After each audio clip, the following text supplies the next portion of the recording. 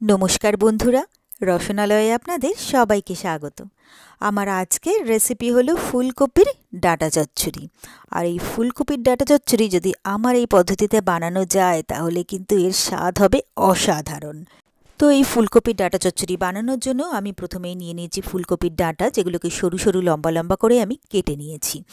এরপরে নিয়ে নিয়েছি কিছু সবজি, তার মধ্যে সবই ছোট ছোট করে কেটে নিয়েছি। নিয়ে নিয়েছি কিছুটা বেগুন, কিছুটা শিম, নিয়ে নিয়েছি ছোট ছোট করে ফুলকপি কেটে, নিয়ে নিয়েছি মূলো কেটে, নিয়ে নিয়েছি আলু, আর নিয়ে নিয়েছি কিছুটা ফুলকপির একদম কচি পাতা অল্প করে ছোট ছোট করে কেটে নিয়েছি। সবই ভালো করে পরিষ্কার করে ধুয়ে নিয়েছি। নিয়ে নিয়েছি কিছুটা বড়িটা আমি মাইক্রোওয়েভে ভাজবো, তার জন্য একটু অয়েল স্প্রে করে দিলাম। এরপরে এটা 2 মিনিট মাইক্রোওয়েভ করে নিয়েছি। ব্যাস, বড়ি কিন্তু আমার ভাজা হয়ে গেছে। এরপরে গ্যাসে বসিয়ে দিয়েছি একটা কড়াইয়ের মধ্যে দিয়ে দিয়েছি জল। এরপরে যে ফুলকপির ডাঁটাগুলো আমি কেটে রেখেছিলাম সেই ফুলকপির ডাঁটাগুলো জলের মধ্যে দিয়ে অল্প করে নুন আর হলুদ দিয়ে ভালো করে মিশিয়ে নিয়ে এটাকে 3-4 মিনিটের জন্য ঢাকা দিয়ে দিলাম সেদ্ধ হওয়ার জন্য। যতক্ষণে ফুলকপির ডাঁটাটা সেদ্ধ হবে ততক্ষণে একটা মশলা তৈরি করে নেব। তার জন্য আমি একটা মিক্সির মধ্যে দিয়ে দিলাম 1.5 চামচ সর্ষে, 1 চামচ পোস্ত, আর দিয়ে দিচ্ছি 2টো কাঁচা লঙ্কা ফাটিয়ে। প্রথমে এই সব কিছুকে আমি শুকনো গুঁড়িয়ে নেব, তারপরে অল্প জল দিয়ে মশলাটাকে আমি পেস্ট করে নিলাম। এরপরে 3-4 মিনিট আমার হয়ে গেছে। ফুলকপির ডাঁটাগুলোও কিন্তু আমার ভালোভাবে সেদ্ধ হয়ে গেছে। গ্যাসটাকে অফ করে আমি জলটা ঝরিয়ে নিলাম।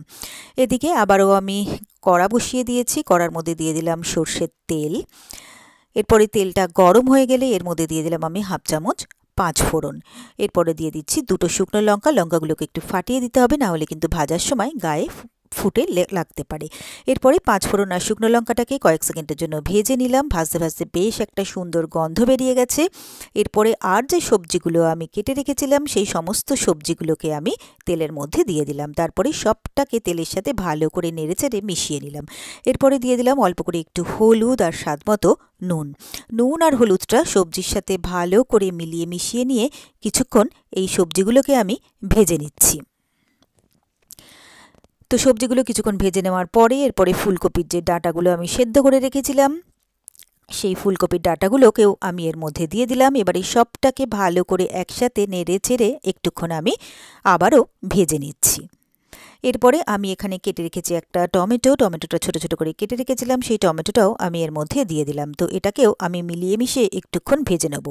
আর এই ফুলকপির ডাঁটা চচ্চড়ি নিরামিষ হলেও কিন্তু এটা খেতে কিন্তু অপূর্ব হয়। তো এরপরে সবটাকে আমি ঢাকা দিয়ে দিলাম মিনিট 2-এর জন্য, যাতে সবজিটা ভালো করে মজে যায়। তো মিনিট 1.5-2 পরে ঢাকনাটা খুলে নিলাম। সবজিগুলো আমার ভালোভাবে কিন্তু মজে গেছে। তারপরে আরও একটুক্ষণ সবজিটাকে আমি ভেজে নিলাম। তো সবজিটা আমার ভালোভাবে ভাজা হয়ে গেলে যে মশলাটা আমি রেডি করেছিলাম সেই মশলাটা এর মধ্যে দিয়ে দিলাম, আর অল্প করে মশলা ধোয়া জলও দিয়ে দিলাম। তারপরে ভালো করে সবটাকে মিলিয়ে মিশিয়ে নিয়ে ওপর থেকে ভাজা বড়িগুলো ছড়িয়ে দিয়ে আবারও আমি 1.5-2 মিনিটের জন্য ঢাকা দিয়ে দিলাম। তো মিনিট 1.5-2 পরে আমি ঢাকনাটা খুলে নিলাম, নেড়েচেড়ে দেখে নিচ্ছি সমস্ত সবজিগুলো কিন্তু আমার ভালোভাবে সেদ্ধ হয়ে গেছে। এরপরে আমি দিয়ে দিলাম এর মধ্যে স্বাদমতো মিষ্টি। যেহেতু নিরামিষ তরকারি একটু মিষ্টি দিলে কিন্তু খেতে ভীষণই ভালো লাগে। এরপরে দিয়ে দিলাম কিছুটা ধনেপাতা কুচি। তবে যারা মিষ্টি খেতে পছন্দ করেন না বা খান না তারা কিন্তু মিষ্টিটা স্কিপ করতেও পারেন। তারপরে সবটাকে ভালো করে মিশিয়ে নিয়ে একটুক্ষণ নাড়াচাড়া করে নিলাম। এরপরে অল্প করে দিয়ে দিলাম কাঁচা সর্ষের তেল শেষে। তারপরে সবটাকে নেড়েচেড়ে মাখো মাখো শুকনো শুকনো করে নিলেই কিন্তু ফুলকপির ডাঁটা চচ্চড়ি আমার একদম রেডি। গ্যাসটাকে অফ করে দিলাম। সার্ভিং বোল নিয়ে নিয়েছি। গরম গরম ফুলকপির ডাঁটা চচ্চড়ি সার্ভিং বোলে তুলে নিলাম। তো ব্যাস, তৈরি হয়ে গেল আমার খুব সহজে আর খুবই চটপট দারুণ টেস্টি ফুলকপির ডাঁটা চচ্চড়ি। আর আমার এই রেসিপিটা যদি আপনাদের ভালো লেগে থাকে তাহলে আপনারাও বাড়িতে ঠিক এইভাবে একবার ট্রাই করে দেখবেন। আশা করি আপনাদেরও ভীষণ ভীষণ ভালো লাগবে। আর আমার রেসিপিগুলো যদি আপনাদের ভালো লেগে থাকে তাহলে প্লিজ আমার ভিডিওগুলোতে লাইক, কমেন্টস ও শেয়ার করবেন। আর আমার চ্যানেলটা যদি নতুন চেক করতে থাকেন তাহলে প্লিজ আমার চ্যানেলটাকে সাবস্ক্রাইব করবেন আর আমার পাশে থাকা বেল আইকনটা প্রেস করে দেবেন। আর আমার ফেসবুক পেজ আর ইনস্টাগ্রামটাকেও ফলো করে নিতে পারেন।